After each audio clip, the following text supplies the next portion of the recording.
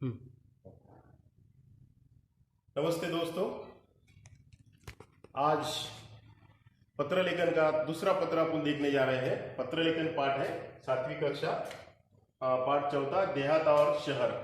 इसके पहले पाठ में अपन ने देहात ने क्या किया था, शहर को पत्र लिखा था। देहात ने क्या किया था, शहर को पत्र लिखा था, अपनी समस्या के बारे में उसको समझाया था।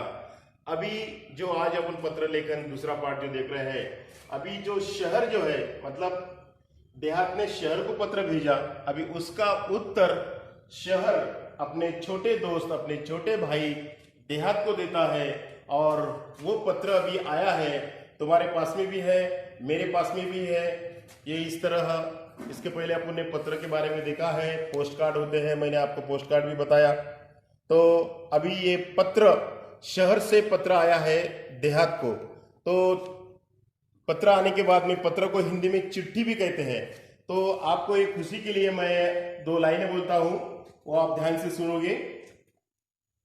चिट्ठी आई है, चिट्ठी आई है, चिट्ठी आई है, चिट्ठी आई है। बड़े दिनों के बाद होंगे देहात को याद, बड़े दिनों के बाद होंगे देहात को याद। शहर की चिट्ठी आई है, देहात को शहर की चिट्ठी आई है, चिट्ठी आई है, शहर से चिट्ठी आई है। Very good. तो देखो बच्चों, अभी ये शहर से देहात को चिट्ठी आई है।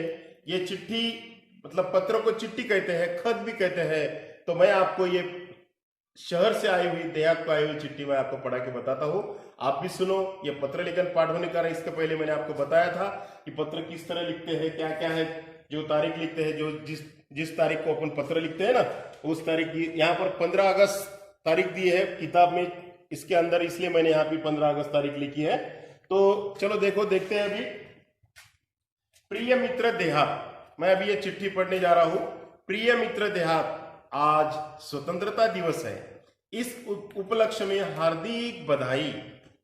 पत्र मिला, तुम्हारी प्रगति के बारे में जानकर खुशी हुई। मित्र, परिवर्तन सृष्टि का नियम है। भला तुम्हारी स्थिति क्यों न बदलती, धीरे धीरे और भी विकास होगा। धीरे धीरे मना, धीरे धीरे मना, धीरे धीरे सब कुछ होए। धीरे धीरे मना, धीरे धीरे सब कुछ होए। माली सींचे 100 घड़ा, ऋतु आए फल होए। इसका मतलब है, जो कुछ भी इस दुनिया में परिवर्तन होता है वो धीरे धीरे ही होता है। धीरे धीरे सब कुछ होता है, एकदम तेजी से नहीं होता है। यहाँ पर एक शहर ने अपने दोस्त को समझाने के लिए उदाहरण दिया है कि जो माली होता है, माली का मतलब है बागबान, बागबान। जो बागबान होता है, माली होता है, अगर माली ने कितने ही पेड़ को, पौधों को 100 घड़े अगर पानी पिलाया, 100 घड़े पानी पिलाता रहा, तो दूसरे दिन उसको फल नहीं आएंगे। उसको फल आने के लिए जो ऋतु आना चाहिए, जो मौसम आना चाहिए, जब भी वो मौसम आएगा तभी उसको फल आएंगे। इसलिए सब्र रखना है, सब्र का फल मीठा होता है। यही बड़ा भाई शहर अपने दोस्त देहात को समझाता है। तो देखो, माना कि कुछ परेशानियां हैं। शहर ने देहात का पत्र पढ़ा, उसने अपनी परेशानी बताया। माना कि कुछ परेशानियां हैं, वहां के परिवार तेजी से मेरे यहाँ आ रहे हैं, देहात के परिवार आ रहे हैं, परंतु यहां आकर भी सब कहा सुखी है। अरे चिराग तरे अंधेरा, जहां पर जो बड़ा होता है ना, उसके वहां पर भी बुरी बातें होती है। जिन बस्तियों में, जिन हालातों में वे रहते हैं, तुम सुनोगे तो और बेचैन और व्यथित हो जाओगे। आपको पता है, ये अपने पुसद शहर के तरफ का एक छोटा सा देहात लेंगे, या मुंबई शहर का अपन वहां पर जो बस्ती लेंगे, एक धारावी करके बस्ती है। धारावी बस्ती में बहुत सारे लोग इकट्ठा रहते हैं, छोटे छोटे जगहों में रहते हैं, वहां पर बहुत सारी समस्या होती है। अभी देखिए अपन ने कि दुनिया की सबसे बड़ी कोरोना नाम की बीमारी वहां पर आई थी, लेकिन उन्होंने उसके साथ में मुकाबला किया और बीमारी को हटाया। तो ऐसी समस्या आती है और चली जाती है। मेरे यहाँ की दिन ब दिन बढ़ती भीड़ में मैं परेशान हो उठा हूँ। शहर में बहुत भीड़ होती है। जिस चमक दमक की बात तुम कर रहे हो वह सबको कहाँ उपलब्ध है? तुम्हारे यहाँ से जो यहाँ आते हैं कई बार बाद में पछताते भी है। शहर से जो लोग, देहात से लोग जो शहर में जाते हैं वो पछताते भी है। अभी देखिए कोरोना काल में, कोरोना मुंबई में बीमारी आई तो कैसे वहां के लोग अपने अपने देहात में चले आए। कुछ आने के लिए कुछ बसें, ट्रेन, रेलगाड़ियां नहीं थी तो कुछ लोग पैदल आए। कितने आपने मुसीबत देखे हैं। तो ऐसी शहर में जाने के बाद में परेशानियां भी होती है। इसलिए अपना जो देहात होता है, अपना गांव होता है, वही अच्छा होता है। इस तरह शहर अपने छोटे भाई देहात को समझाता है। मैं चाहता हूं कि तुम अपने लोगों को समय रहते अपना महत्व समझाओ। छोटा परिवार सुखी परिवार, जिसका परिवार छोटा होता है उसका परिवार सुखी परिवार होता है। हम दो हमारे दो, अभी तो जमाना बदल गया है।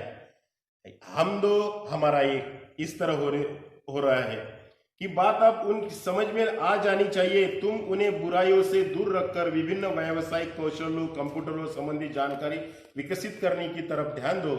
खेल तो ग्रामीण जीवन की आत्मा है। खेल जो होती है ना, वो खेल ग्रामीण से ही शहर में जाते हैं। जो बड़े बड़े क्रिकेटर खिलाड़ी है ये देहातों से बड़े शहरों में जाकर इंटरनेशनल लेवल तक, अंतरराष्ट्रीय लेवल तक पहुंच गए। दौड़ना, तैरना, पेड़ों पर चढ़ना, उतरना तो वहां के बच्चों की रग रग में रचा बसा है। देहात के बच्चे आज कितने विख्यात खिलाड़ी गांव से ही आगे बढ़े हैं। उनको प्रोत्साहित करना तुम्हारी नैतिक जिम्मेदारी है। खेल संबंधी मार्गदर्शन देकर हमारा देश अंतरराष्ट्रीय स्तर पर प्रगति कर सकता है। अपने गांव को एक परिवार समझकर उसे विकसित करने का प्रयत्न करना होगा। तुम्हारी और मेरी समस्या का मूल कारण दिनों दिन बढ़ती आबादी, अशिक्षा और गरीबी है। आबादी, अशिक्षा और गरीबी, यही शहर की और देहात की ये समस्या का मेन कारण है, मुख्य कारण है। मेरे यहाँ लोग रोजगार की तलाश में आना कम कर दे। तुम गांव वालों को सहकारिता का महत्व समझाओ। सहकारिता पर आधारित छोटे छोटे व्यवसाय तुम अपने यहाँ शुरू करवाओ, ताकि कृषि आधारित अनेक लघु उद्योग, फलोद्योग, औषधीय वनस्पतियों की खेती, पशुपालन जैसे अनेक व्यवसाय शुरू किए जा सकते हैं। अरे देहात भाई, कितने भाग्यशाली हो कि तुम प्रदूषण मुक्त वातावरण में रहते हो। शहर में प्रदूषण होता है, देहात में प्रदूषण नहीं होता है। खुला खुला परिसर होता है, न धुआं, न वाहनों की चिल्लपों, वाहनों की आवाजें, हरे भरे पेड़, ये सब चीजें तुम्हारे पास है। रात में तारों भरा आसमान तो सवेरे उगते सूरज के दर्शन कितनी सहजता सरलता से हो जाते हैं।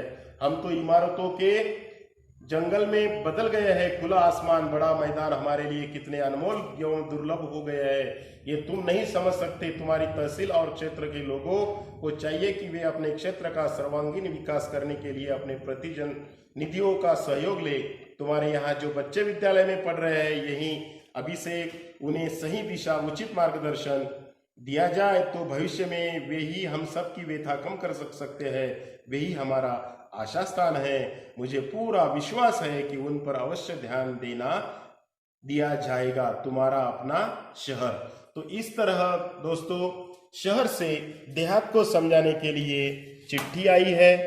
ये तारीख है, ये देहात, इस तरह चिट्ठी होती है। यह शहर से देहात को चिट्ठी आई है। पीछे ये देहात का भी चित्र दिया है। देखो देहात का चित्र, इस तरह देहात होता है। इस देहात को अपने छोटे भाई को समझाने के लिए शहर ने देहात के लिए पत्र भेजा है।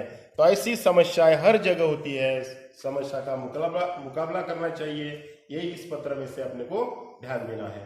तो ठीक है, तुम भी अपने दोस्त को इस पत्र के आधार पर तुम अपने दोस्त को पत्र लिखो। यहाँ पर आज का पाठ खत्म होता है। धन्यवाद। शुभ दिन।